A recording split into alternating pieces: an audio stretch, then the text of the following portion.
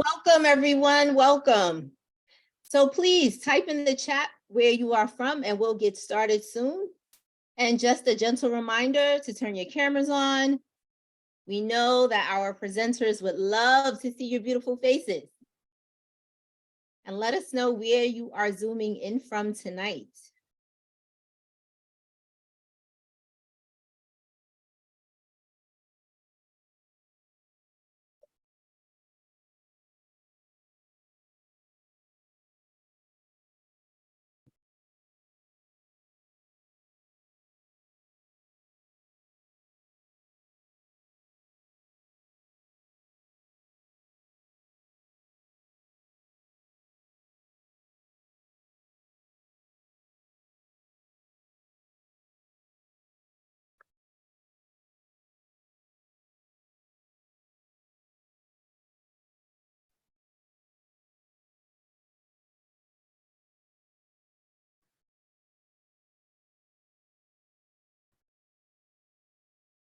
All right, well, I think we'll go ahead and get started. Good evening, my name is Jelana Sheets, and I, along with my colleagues, are delighted to welcome you to this month's Community Talk series hosted by Our Future is Science. This series is part of the mentorship and scholarship programs of Our Future is Science, and we are happy to welcome the public as Zoom allows us to democratize these programs. Just so you know, OFIS is an initiative between the Aspen Institute Science and Society Program and CODA Societies. As an organization, we are committed to sparking curiosity, passion, and confidence about STEM in young people to push science forward in the 21st century and solve society's most pressing issues. We are generously supported by Genentech, the Carson Family Trust, the Manitou Fund, the Rita Allen Foundation, 3M, and Lyda Hill Philanthropies. The Community Talk series is a platform to expose individuals to diverse careers, as well as information, insights, and perspectives on the intersections of STEAM disciplines and social justice. Now on to tonight's talks, which I am extremely excited about, where we'll focus on the intersection of genetics and social justice. I'll turn it over to my colleague Hassan, who will introduce our first speaker. Thank you. Thank you, Jelana. Hello, everybody. So we have two wonderful speakers here to talk to all of you today. I'll start with Dr. Muno Sekhan. So Muno Sekhan is currently the Associate Communications and Special Projects Officer at the Burroughs Wellcome Fund, a nonprofit biomedical research foundation in Research Triangle Park, North Carolina. She received her undergraduate degree in biology and Spanish from Washington University in St. Louis and began her career in science at Washington University's Genome Center, where she led the effort to produce the physical map of the human genome. Even for me as a graduate student, this was massive when we were learning about genetics. She continued on to the GlaxoSmithKline, where she directed the DNA sequencing team and later worked on the clinical sector as a project manager, as well as a feasibility associate. She's currently earning her MPH, which is her Master's of Public Health, at the University of North Carolina, Chapel Hill. I'll now turn over the floor to Muno Sekhan. Welcome. Thank you for the warm welcome. It's good to be here. I'm going to pause for a second and thank you for the promotion, Hassan, but I don't have my doctorate degree. So Apologies. No worries. I appreciate it though. Good evening, everyone. My name is Mandeep Sekhan. I'm also go by Muno. That's my nickname. Either one is fine. And I'm excited to talk to you a little bit about the Human Genome Project and my work there. Next slide, please. But before I do that, I'm going to tell you a little bit about my background. I was born and raised in a tiny town in southern Indiana, Terre Haute. I'm the daughter of immigrants. My parents came to this country in the early 60s. I did my undergraduate at Washington University, and I'm not going to read the rest of it because we've already been covered, but my little fun fact is as a part of my work on the Human Genome Project, I was invited to the White House for the announcement of the draft sequence. And at the bottom, I've got a little bit of about where I've been, and the rest of my talk is after I tell you about the Human Genome Project. I'm going to kind of tie it all together as to how each of these places have kind of led me to where I am today. Next slide, please. So the Human Genome Project took place between 1990 and 2003. And as mentioned before, my team led the effort to create the physical map that was used for the sequencing of the human genome. It was an international consortium of about 16 labs all over the world. But the primary focus of WashU's work was collaborating between the sequencing centers in the United States, as well as the major center in the UK, which was the Sanger Institute. WashU contributed over 25% of the sequence for the Human Genome Project. And little highlights at the bottom were just, I was featured in the St. Louis Business Journal as being one of the 30 under 30 awardees. Next slide, please. So the thing that everyone probably knows the most about is the cracking the code of the human genome and the race to sequence the human genome. So it initially started out as we're going to take however long it takes to do this project. And along came Dr. Craig Venter, who decided that he was going to also do the same project and beat us in the process. To make a long story short, there was a lot of political involvement and political pressure, which forced us to advance our timelines, and we ended up publishing 2 years ahead of the original schedule. And it was known as a draft sequence, which is really indeed what it was. The final assembly was completed on the 50th anniversary of the discovery of DNA. There were 2 major papers that came out of this. The one in Nature is the one that was published by the public consortium, and the one in Science is the one that was published by the private consortium led by Craig Venter and Celera Genomics. Next slide, please. So, as I mentioned before, I've been in a lot of different places and spaces in my career. And I think the thing that I really wanted to hone in on is how each of these things has really tied back to social justice in some fashion. I think early on, working on the Human Genome Project and the big difference between the public and private efforts, and our belief in the public sector to have open and free access to the data, basically as it came off the machines, was going straight into GenBank.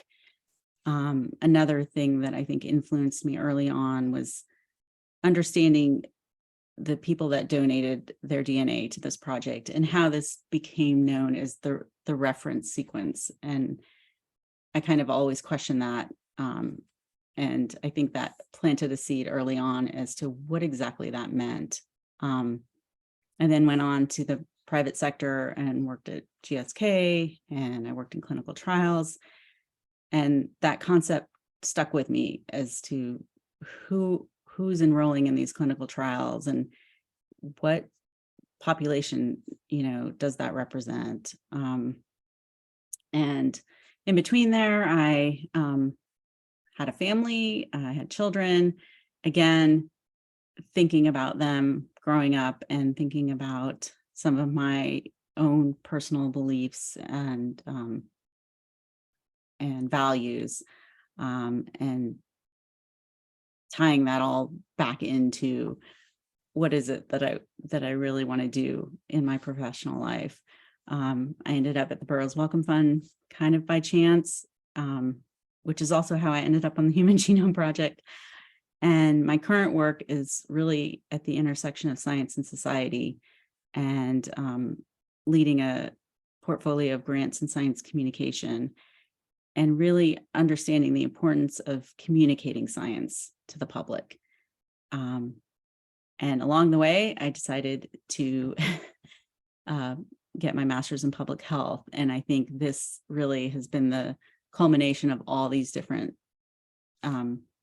facets of my life, and my passion for addressing health inequities and disparities and understanding social determinants of health and how those play into society and into our health and well-being. And so that's a little bit about my journey and how I am here today. Next slide, please. And so I was asked to have a call to action. And I think in thinking about this presentation today and reflecting on my own journey, I realized some of the tools that I wish I had had early on in my career. And I didn't have them, but I think organically I probably was on this path of thinking about my values and tying them back into my career and what are the things that I really care about and I'm passionate about. And so I wanted to share with you this value mapping tool, as well as, and I know you all care about this because you're in this program, but the value of mentorship and paying it forward, but also having a group of people that I call your personal board of directors, and people that you can talk to and people that will also hold you accountable.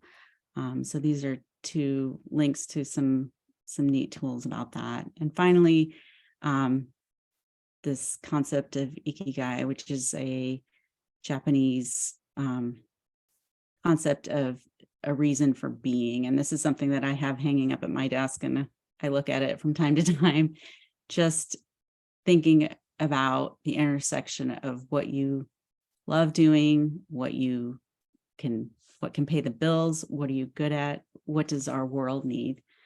And that's, just wanted to leave you with that. I think it's something that really resonates with me, and I hope you all enjoy it. I do have some files that I can share that relate to the value mapping and the personal board of directors. And I'll share those later on. Thank you. Oh, I think there's one more slide about my contact information. So feel free to contact me. Probably the best way is the first one, LinkedIn. There's a QR code. The second one is my Twitter handle, which is a little riff on the Twitter icon. And finally, Burroughs Wellcome Fund is a great resource for funding opportunities, learning more about philanthropy, science communication. I encourage you to visit our website. And that is all. Thank you. Thank you very much, Mano. I appreciate all that you've shared with us, and we're going to transition over to Dr. Marchenko. So Dr. Daphne Marchenko is an assistant professor at the Stanford University Center for Biomedical Ethics, which is in the School of Medicine. She received a Master of Philosophy degree in Politics, Development, and Democratic Education, and a doctorate in education from the University of Cambridge. Her doctoral work investigated teacher perspectives on the role and relevance of genetic data for education, focusing on how behavioral genetics research on educational attainment and intelligence intersected with educators' conceptualizations of racial and socioeconomic disparities in the American education system. She has appeared in numerous podcasts, including Freakonomics Radio, with research published in peer-reviewed journals, as well as publicly accessible media outlets like Scientific American and The Conservation. Her work advocates for and facilitates research efforts that promote socially responsible communication of and community engagement with social and behavioral genomics. Dr. Marchenko is currently co-authoring a book on how social and biological factors jointly shape human development across the life course. In it, she and her co-author unpack various social, ethical, and policy-related issues to the DNA revolution. We give you the floor, and as always, everyone, if there are any questions that come up, please put them in the chat. Fantastic. Thanks so much for having me, everyone. I'm joining you from San Francisco, California, and feel really lucky to be able to talk to you today a little bit about my journey and what I do. So I first want to start with a kind of big picture lens to what my academic journey has been so far. I have an undergraduate degree in medical anthropology and Slavic studies, a bit of an odd combination, but soon enough you'll come to understand how I came to have that combination. During my undergrad degree, I started working for a nonprofit organization called Camp Phoenix. This is an education nonprofit, which I'll also talk more about. And those two experiences, my undergrad degree and my work at Camp Phoenix, motivated me to go do a master's degree at the University of Cambridge in the United Kingdom in politics development and democratic education. I enjoyed my time in Cambridge so much that I decided to stay for a PhD in education. And following on from my PhD, after I completed it, I then went to work for a nonprofit that did consulting and education policy work. While I loved the work that I was doing in the nonprofit, I kind of felt like I wanted to go back to academia. And so that led me to a postdoc in bioethics and the ethical, legal, and social implications of genetic and genomic research. So postdoc is a position that you have after you complete your PhD. It's kind of an in-between role from finishing your PhD and getting a professor position. And once I completed my postdoc, I was very fortunate to get an assistant professor role. I'm on the faculty at the Stanford Center for Biomedical Ethics, which is in the Stanford School of Medicine. But, I've kind of explained this journey, but I always want to start my presentations by talking about my motivation, some of the things that have happened in my life and in my work that guide the work that I do now. So this is me as a small child. I was born in London, England. My parents are both immigrants to the United States, my father coming as a baby from Ukraine and my mother coming as an adult to the United States from Nigeria. One of the things that has really motivated the work that I do, I want to tell you by sharing a small story. So as I mentioned already, my PhD is in education. And as Hassan mentioned, part of my work involved working with teachers, trying to understand how they understood students' abilities and their academic performance and causes for their academic performance. And as a thank you to the teachers that I worked with for volunteering their time to talk with me over the period of several months, I offered to help out in their classrooms. And so one day I was volunteering in the 5th grade classroom of one of the teachers that I worked with. This was a social studies classroom. And the school that this teacher worked at was a school located on the west side of Chicago that was over 90% of students identifying as Black and African American, and over 95% of the students in the school on free and reduced price meals. So that is a measure that we use to identify individuals who may be low income. And on that particular day, the group of students that I was working with were asked to do a reading on Katherine Johnson. If you don't know who Katherine Johnson is, she was an African-American woman who helped to calculate the trajectory of the first shuttle, sending the first person into space. If you saw the film Hidden Figures, she was the main character in that. And so the students had gone and seen the film Hidden Figures a few days before, and now they were doing this reading on Katherine Johnson, and they were asked to kind of summarize what lessons they had learned from Katherine Johnson's story and to develop a mind map. So this is the mind map of one of the 5th grade students that I was working with in my small group. All the students created mind maps like this. But there was one thing in particular that this student had taken away. This was a young African-American girl from the reading, which was just because you're Black, you can be smart. And one of the things that really motivates and guides the work that I do is the tendency that we have in our society to conflate race and ability, to see individuals from certain racial groups as having certain capabilities and abilities. And a lot of my work is focused on trying to disrupt or challenge those really harmful associations that we might have, that we do have in our society. Okay, so now I've provided this background, I'm going to go into a little bit more depth about all those stages within my educational trajectory. So first, my undergraduate degree, which as I already mentioned, was in medical anthropology and Slavic studies. This is a photo from my college graduation with my parents and my 3 sisters. I'm the oldest of 4 kids. And some of the things that I was particularly interested in while I was in my undergrad degree was on genetic ancestry testing and how it affects our understandings of our own identities and the identities of others.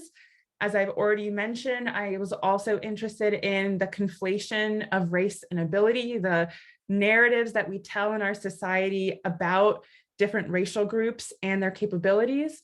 And as my Slavic studies degree helped, spurred my interest in, I was also interested in the experiences of Black Russians during and after the Soviet Union. And you might have picked up on when I mentioned that my father came to the United States from Ukraine. And if you saw my last name, it's also Ukrainian. So I'm half Ukrainian, half Nigerian. Towards the end of my undergraduate degree, I watched this documentary film called DNA Dreams, which was following a genomics lab in China that was interested in trying to identify potential relationships between an individual's genetic makeup and social and behavioral outcomes. And I became really interested in the ethics of this research. Why were there genetics researchers who were interested in trying to identify the genetics of socially valued behaviors and outcomes like intelligence or income or cognitive ability? And so this really started to get me interested in the ethical and social implications of genetic and genomic research. But while I was in my undergrad degree, I also started working during the summers for a nonprofit organization called Camp Phoenix. Camp Phoenix is a nonprofit organization that works with low-income youth from the Bay Area. I was with Camp Phoenix for 6 years. And through this work, I became really passionate about equity and justice in education and about education as a social determinant of health and well-being. Education is strongly associated with life expectancy, with morbidity, with health behaviors, and how much schooling a person gets in their lifetime plays an important role in their health by shaping their opportunities for employment and for income. So I started getting interested in education through this work that I was doing in a nonprofit, but I was doing this degree in a kind of different area. And so I felt like I wanted to get additional training in education. And that's what led me to my master's degree in politics development and democratic education. This is a image of my mother and my husband during my master's degree graduation. During my master's, I was really interested in racial and socioeconomic disparities in gifted education in particular. And I chose gifted education because that is a site where that conflation between race and ability is especially strong. There's stark underrepresentation of communities of color in gifted education. And there is this history of using gifted education as a space to exclude racial minorities. And so I was really interested in trying to understand causes for the continued underrepresentation of communities of color in gifted education and the perspectives of educators on that issue of underrepresentation. I then stayed for a PhD. So this is my PhD graduation photo. I got to wear a pretty cool hat, which was probably the best part of my PhD. There with my mom and one of my sisters. And my PhD is where I first really, really seriously started thinking about the ethical and legal and social implications of social and behavioral genomics. So anytime you see ELSI, what that stands for is ethical, legal, social implications. And I was really interested in a particular area of genomic research, which is called social and behavioral genomics. This is the study of whether, how, and why genetic differences between human beings are linked to differences in behaviors and socioeconomic outcomes. Researchers study a variety of behaviors and social outcomes.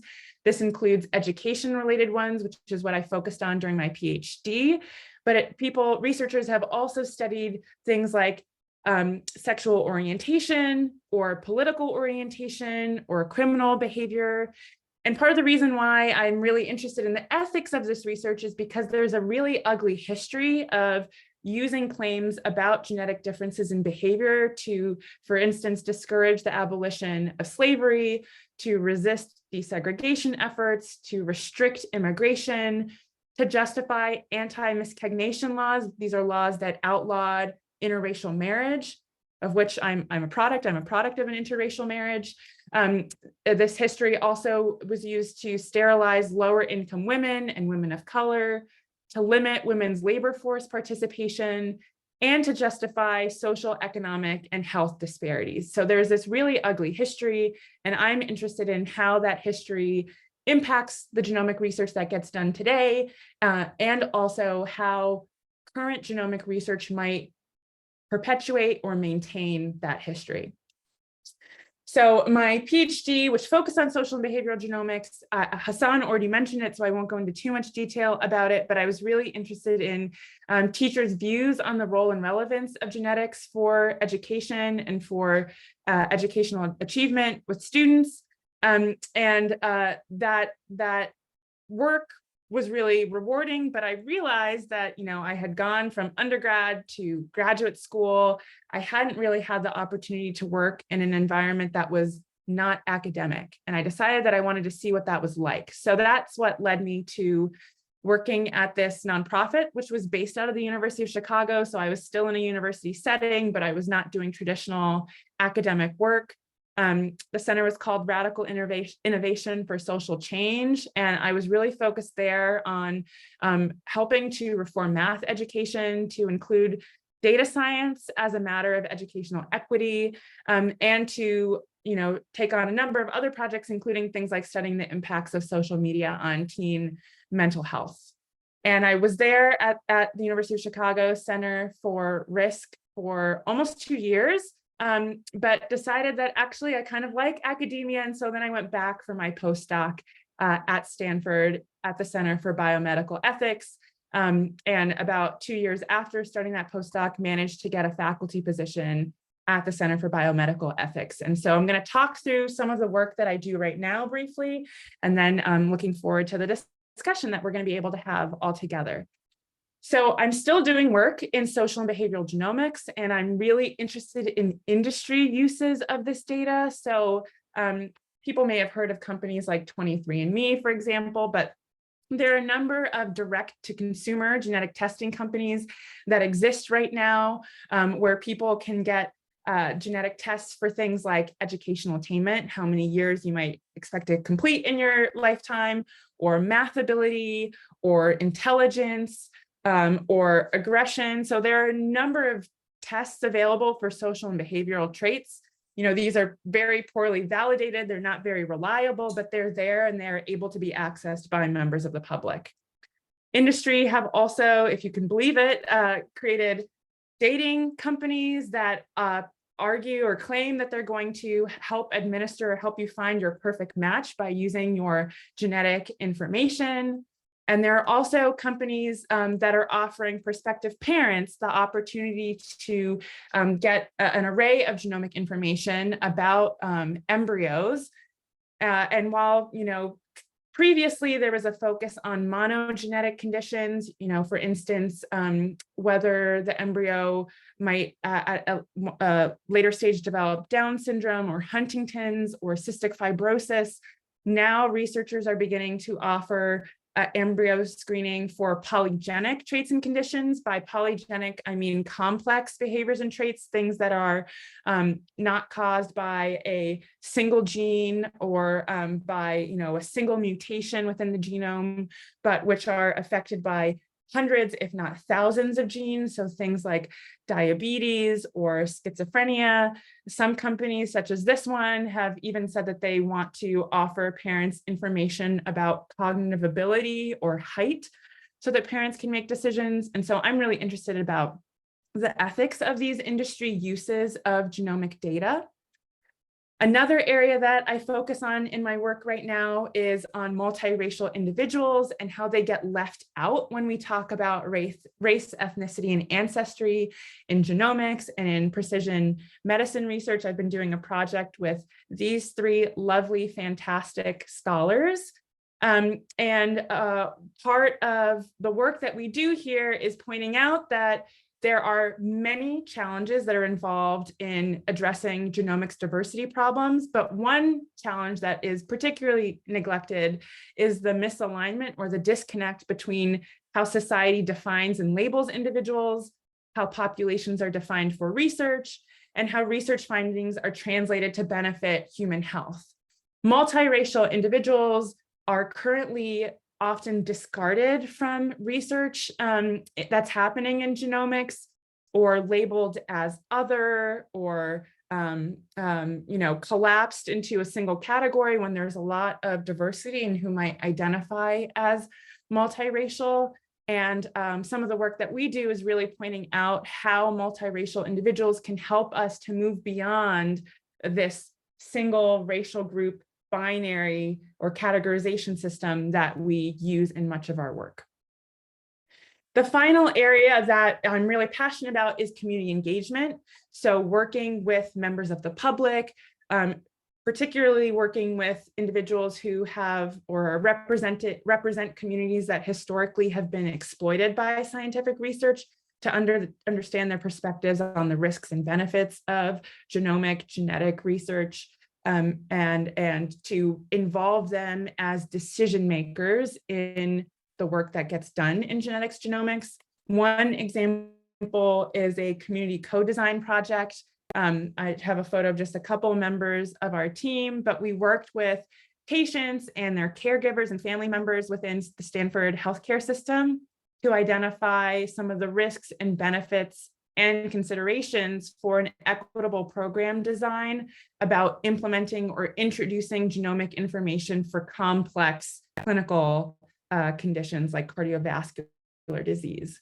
And one of the reasons why we decided to do this community engaged work is because we feel really strongly that engaging the community, when you think about prioritizing the research that you do or the health interventions that you might implement, this can optimize service for researchers and the academic community to identify what constitutes a harm or what constitutes a benefit of research. But members of the public, especially those who have historically been exploited by scientific research, they often end up shouldering the burden of downstream uses of the research that gets done. So they kind of shoulder the potential harms of the work. And it's important to include them in conversations early and often and upfront about those potential harms and about those potential benefits, so that we ensure that the work that we do, in academia, in industry, elsewhere, mitigates or kind of tries to minimize the harms while promoting or enhancing the potential benefits. So those are some of the three areas that I focus on in the work that I do now, looking at the ethical and social implications of genomic research and trying to be more inclusive in terms of who we bring into conversations about the harms and benefits of research. You can email me if you've got any additional follow-up questions. You can follow me on Twitter, but thank you so much for having me, and glad that we've got plenty of time to get to discussion and your questions. Thank you, Daphne and Muno, for laying the foundation for our students' exploration into genetics and social justice.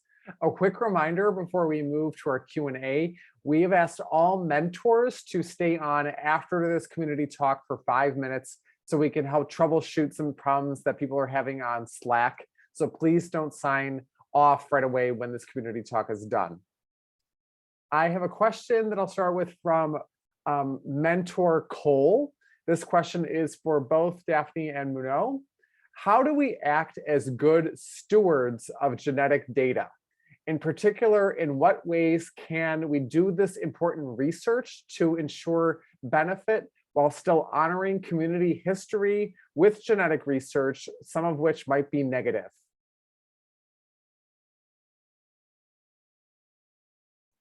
And we can put this in the chat as well. I can take a stab at that. Please. I think what's really important in terms of being good stewards of the data is understanding the data and making sure that we are communicating the data correctly and accurately, but also framing it in terms of the history and the culture and society, and making sure that people understand and are aware of, there's data and it could be used in the right way, and there's data and it can be exploited. And I think making sure that we are all good citizens of the data is important. I completely agree with that. I would also say that work being done by Indigenous communities right now are an excellent example of responsible data stewardship.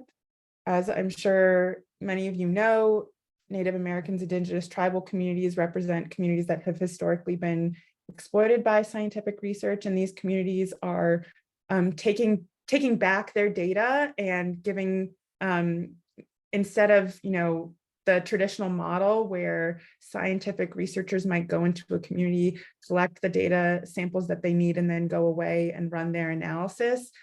They have to come to tribal communities and present their proposal, and the tribal communities make decisions about whether or not they're going to give these external researchers access to the data. But on top of that, they are training their own cohort of genetics researchers who can conduct research that is of interest and value to the communities themselves. And so I think part of being a responsible steward of the data also means really understanding and listening to what communities need and want, and being respectful of those needs and wants, and including those communities as decision makers at the table alongside with you early and often. So ideally, there wouldn't be a power imbalance between the community and the researcher. The community would be the researcher would be the community, vice versa. And both parties are going to be equal decision makers. I think there's still a lot of work to be done in that area, but I think some of the examples being set by tribal communities in the US are a great illustration of how communities are taking charge of their data and its responsible stewardship. Thank you. I have a follow-up question of my own related to that.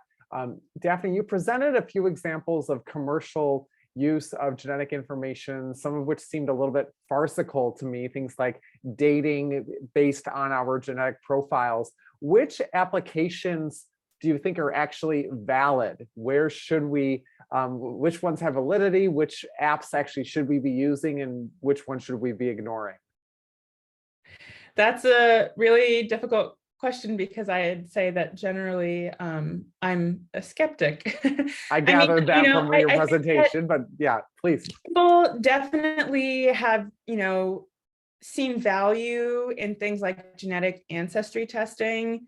Alondra Nelson, who is finishing up her term in the Biden administration, but she's a African-American sociologist. I fangirl her super hard, but she wrote a book about how African-Americans have used genetic ancestry testing as a way to try and reclaim the history that was lost from them as descendants of slavery. So trying to reclaim their past and learn more about where they come from. And, while I have strong privacy concerns about genetic ancestry testing and giving your DNA to companies like 23andMe, I do want to acknowledge that for many individuals, it's been really powerful to learn about their genetic ancestry, and people have found that to be really rewarding, to find long lost relatives. Genetic information has also been used to reconnect, as I mentioned, people who have lost family members or been disconnected with them due to some natural disaster or separation of some kind. So there are definite positive uses, but as with any emerging technology, there are also risks or concerns. Got it. Thanks for those insights. This next question is from Mentor Catherine. It's for both Daphne and Muno.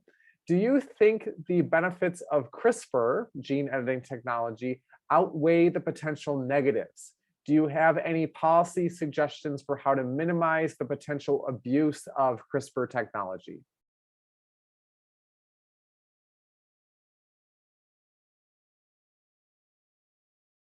Should I start?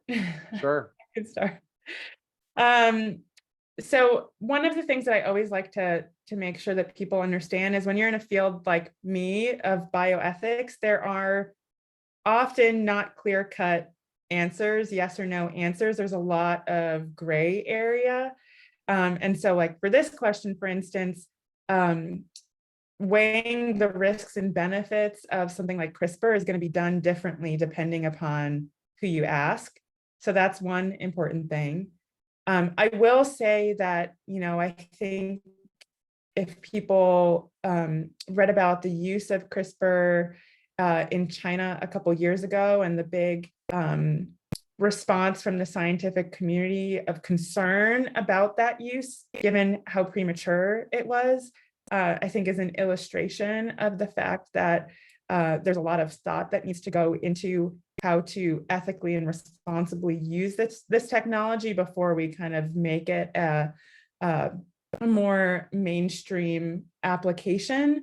So I think there's a lot of work being done right now to figure out that analysis of weighing the risks and benefits.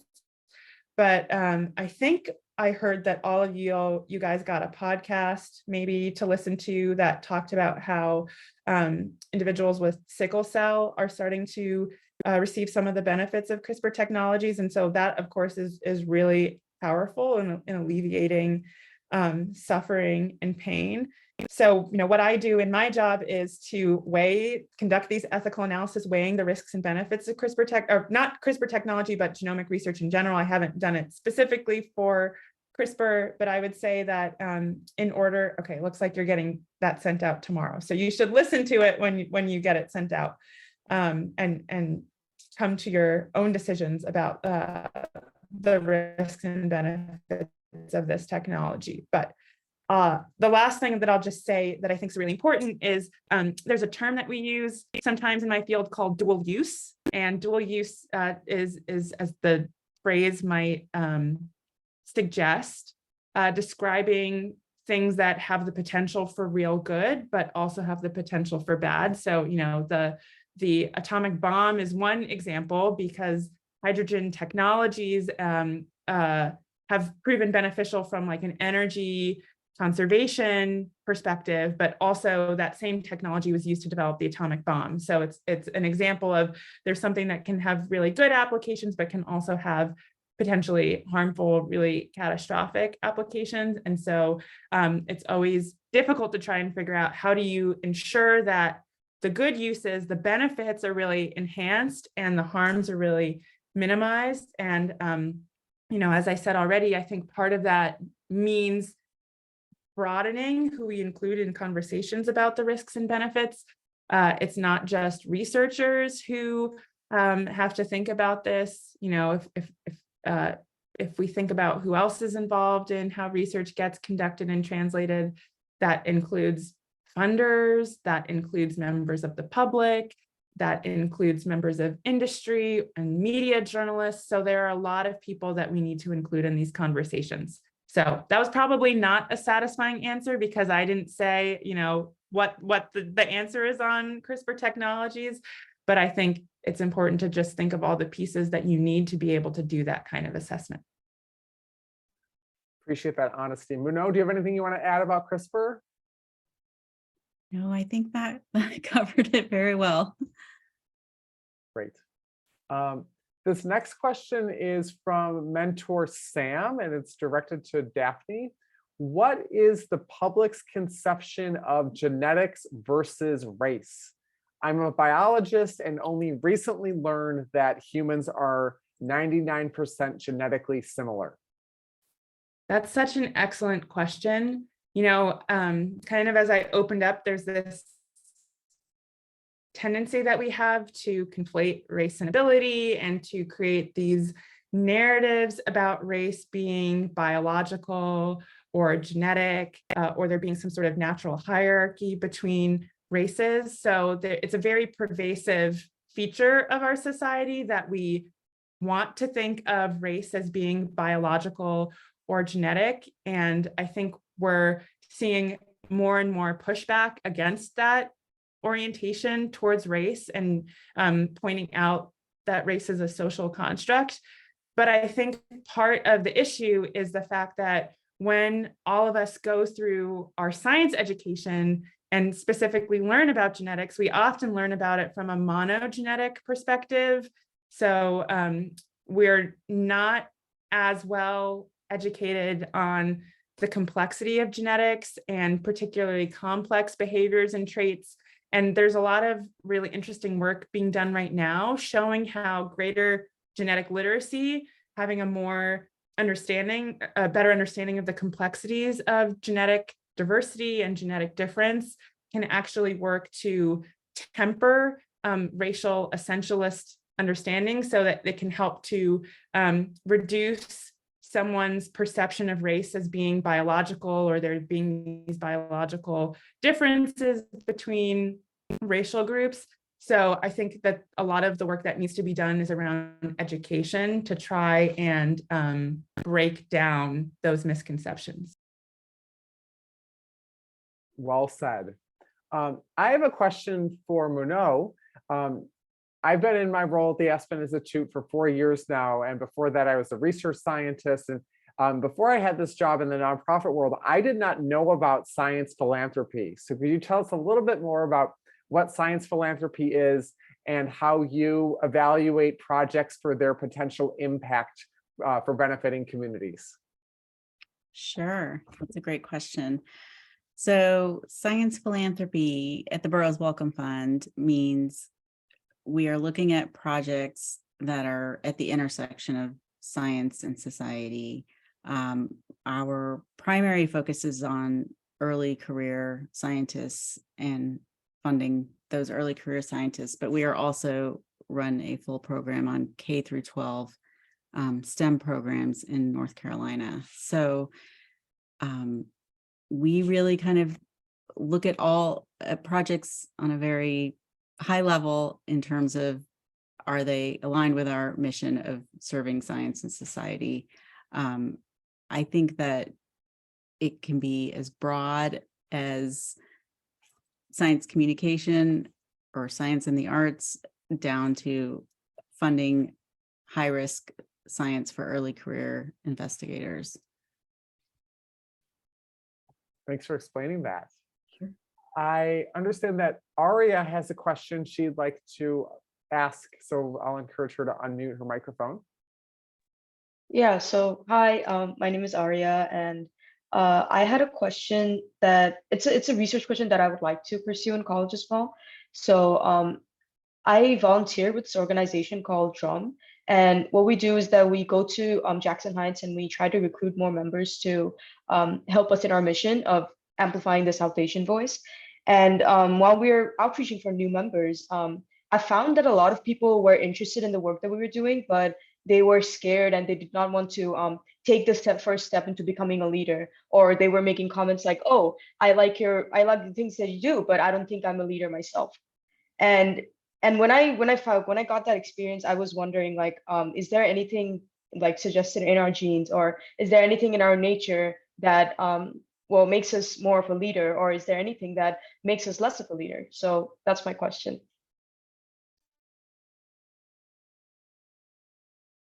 I'll encourage either of you to handle that.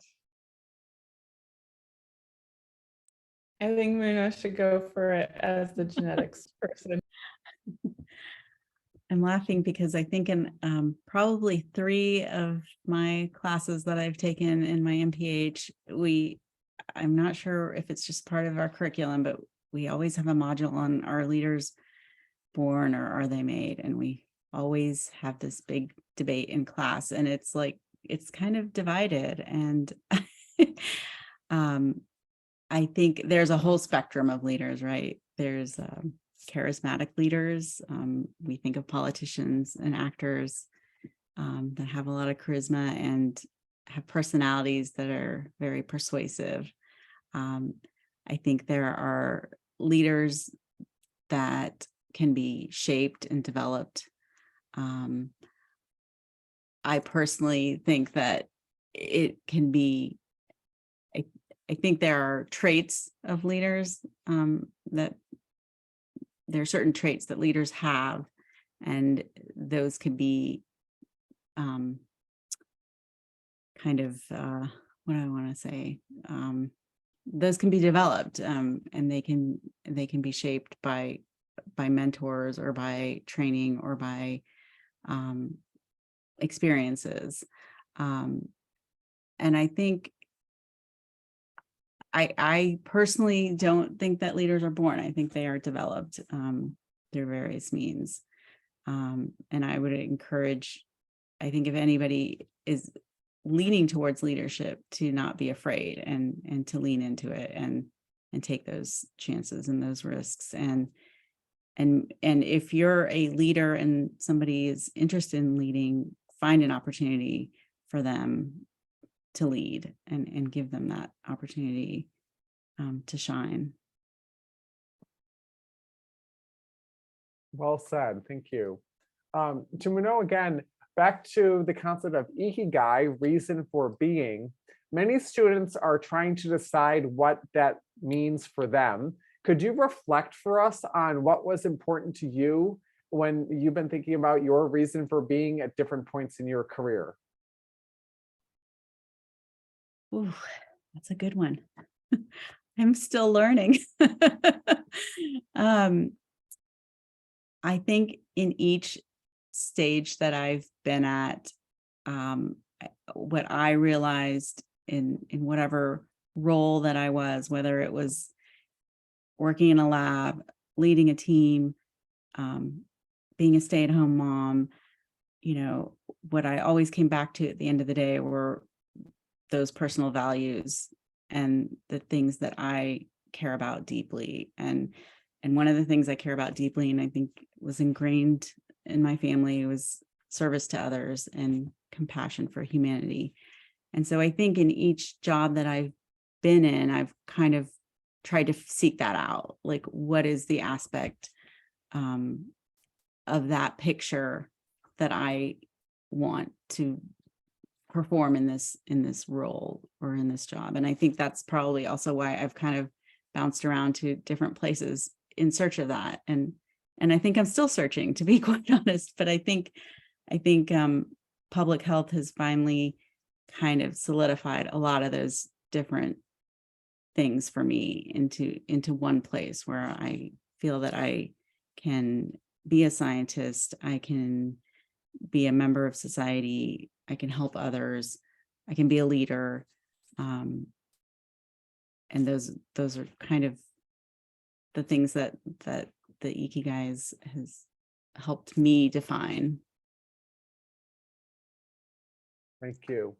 I have a question that's a follow-up from mentor Edward from his earlier question.